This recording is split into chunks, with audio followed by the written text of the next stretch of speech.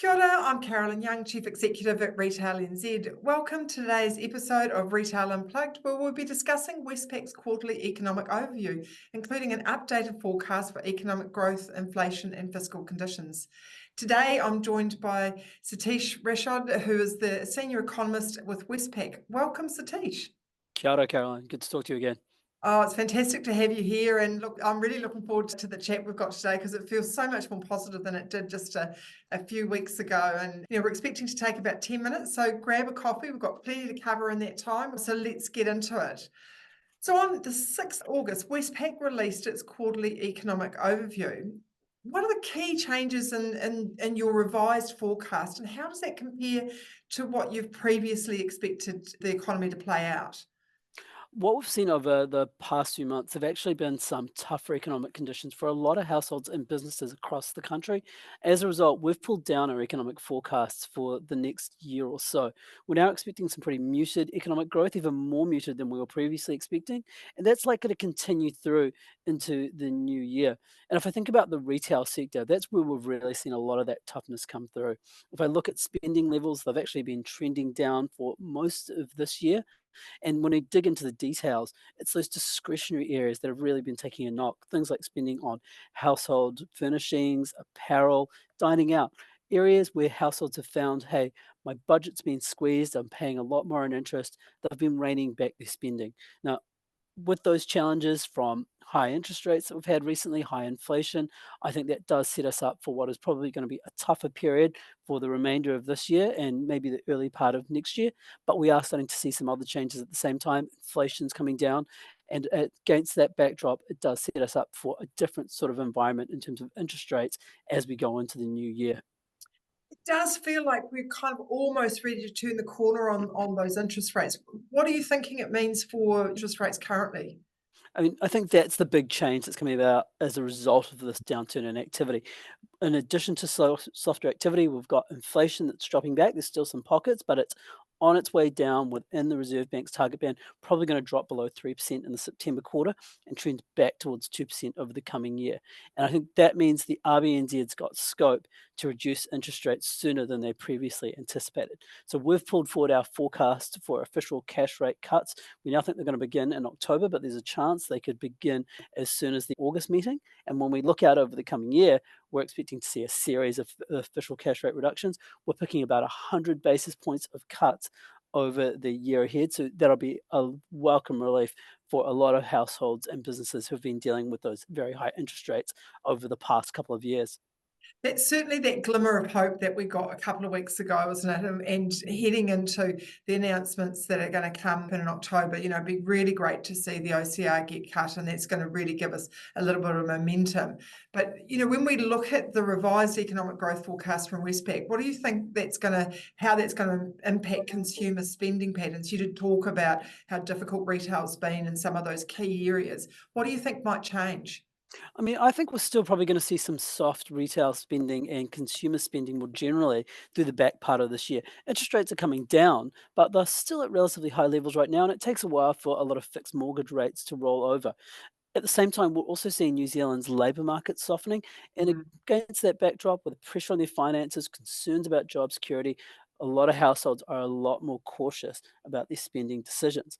But as we go into 2025 and those interest rate cuts begin to ripple through the economy, as inflation gets back down to more normal sorts of levels, I think that'll be pretty important for the New Zealand households. I think we're likely to start to see a pickup in spending coming through 2025. Satish, with that increase in unemployment level and the softer job market, we have had really high levels of immigration over the last 12 to 18 months. We're expecting, I guess, that might tighten up a little bit. What do you think that might implicate in terms of the job market and salaries? I think there's a couple of aspects going on there. In terms of what we're seeing in migration flows, they're already dropping back pretty sharply. There's a couple of reasons for that. First, we're seeing fewer new migrants coming into the country, but we're also seeing a lot of younger New Zealanders who delayed travelling the past couple of years. They're now making the jump across the Tasman or over to those traditional markets like Europe. Against that backdrop, we're likely to see migration as a whole dropping back to more normal levels over the next year or so. Now, that'll be really important for the jobs market here. And we've gone through some big swings there. During the pandemic, when we didn't have migrants coming in, we saw that it was really tough to get staff, really hard to hold on to them as well. Now we're in a different sort of position. Population growth has been pretty firm. The economy is slowing. We're starting to see that pressure, or more than starting, we are seeing that pressure come off wage rates. Growth rates and wages are looking a bit more moderate. I think that's going to be the case over the coming year. On the employment side of things, I think it'll be really interesting to watch because while we are seeing a drop down in migration, it's at the same time as activity slowing. So hopefully it still means that things are still in balance for employers and the jobs market more broadly. Fantastic, thank you. And look, as we look ahead, I know you mentioned that you're hoping to see the OCR cut at October at the latest, and we have got that lag factor in terms of interest rates coming down and mortgages being reset. And retailers have been finding it super tough. Our Retail Radar survey told us that 71% of retailers in Q2 didn't meet their sales targets. We're heading into the last, and we're in the third quarter now, so the second half of the slow period for retailers. As we head into those months ahead, and we're expecting to get some good sales, what do you think the implications are for retailers?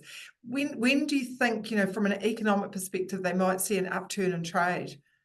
And I still think the back part of this year could still be a bit tough. There's still those pressures that we've talked about. We're more likely to see retail spending starting to pick up from the middle part of 2025, but it will vary across different sectors.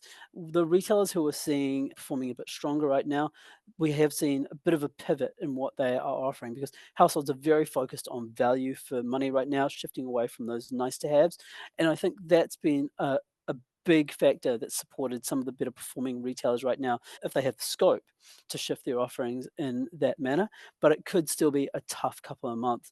I think the big thing to watch is going to be the strength of the labour market. We do think that is going to weaken a bit more over the next few months. So that could be a big impact on retail spending. The other thing to keep in mind is that we've got tax cuts that are now rolling through the economy. That could be particularly important, especially in some of those areas like groceries or spending on necessities, because a lot of the families that are getting that support, they are often at the lower end of the income spectrum. So this could be a big boost to their spending power.